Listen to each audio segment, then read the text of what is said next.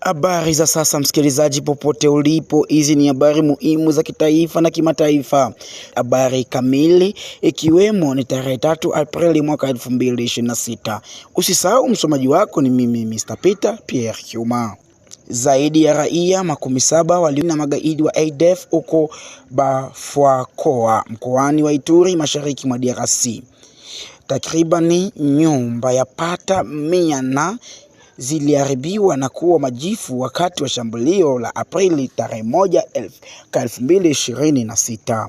Zaidi ya maisha haya yaliyopotea, washambuliaji walichoma moto pikipiki kadhaa na gari na kubadilisha mji huu ulioko kwenye njia ya kitaifa ya 4 kilomita 148 kutoka Mombasa kuelekea Kisangani kuwa moto wazi, kulingana na maelezo ya kutisha kutoka kwa asasi za raia za eneo hilo. Tukio hilo haliwezi kuvumilika. Imetapakaa kando ya barabara, huku waathiriwa wengine wengi wakibaki wamenaswa katika magofu ya za nyumba zao yanayofuka moshi. Idadi hii ya kutisha inashuhudia vurugu kubwa na shambulio hili la kikatili ambako limeambukizwa eneo hilo katika uharibifu. Tuelekee Kivu. Wazalendo ambao wanaungwa mkono na vikosi vya jeshi ya DRC inalaani vikali vitendo vya Rwanda jirani ambao inadaiwa ilituma ndege zisizo na rubani kuua mifugo katikati ya kijiji cha Minembwe Centre katika jaribio la kuhalalisha ugandamizaji wa jamii ya Mwakongo.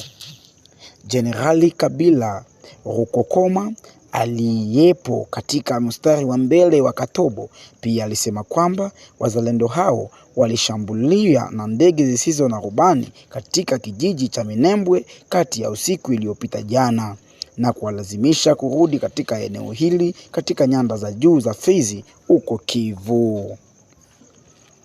Aliongeza kuwa lengo lao ni kuteka na eneo hili na kuwagandamiza magundi yenye silaha Twirwaneho, Minembwe na Red Tabara, washirika wa M23. Ujajuzi katika ofisi ya Ufaransa ya ulinzi wa wakimbizi wa watu wasio na uraia wa Afra inayolenga mahamiaji kutoka nchi za tatu. Mkalimani wa Rwanda alikuwa akifanya kazi kwa ajili ya Rwanda barani Ulaya.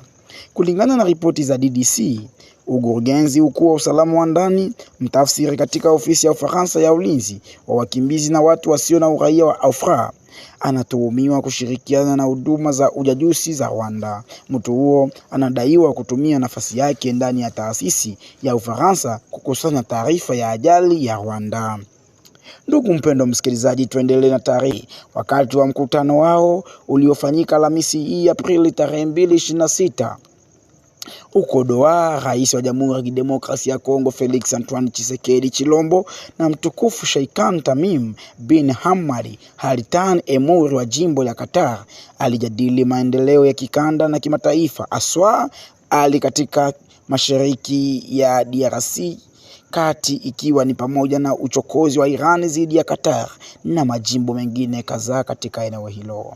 Akieleza mshikamano wa watu wa Kongo na watu wa Qatar, Rais wa Jamhuri ya Kidemokrasia ya Kongo alithibitisha tena kujitolea kwa Jamhuri ya Kidemokrasia ya Kongo kuheshimu sheria za kitaifa na kanuni za mkataba wa Umoja wa Mataifa, haswa kuheshimu uhuru, uadilifu wa eneo la Qatar.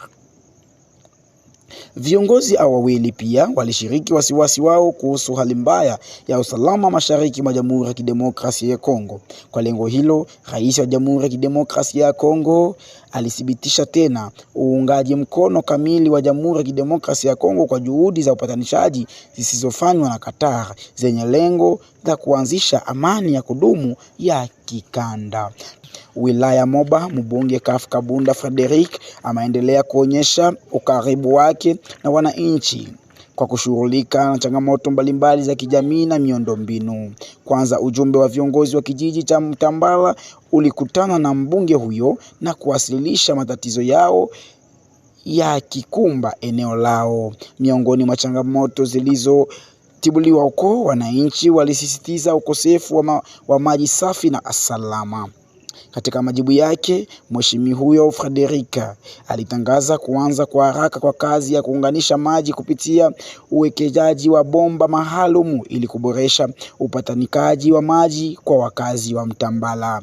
Aidha, katika hatua nyingine ya maendeleo, mheshimiwa Kafkabunda Frederick alizindua rasmi kazi ya kukanalize kwa mto Kapanga Riviere huko mjini Mobapor kufuatia mafuriko yaliyosababishwa na kujaa kwa mto huo. Hebu tuendelee na taarifa ya habari. Katika juhudi hizo pia amezindua ujenzi wa daraja juu ya mto Kapanga karibu na eneo ya nyumba ya muuzaji anayejulikana kwa jina ya Louis.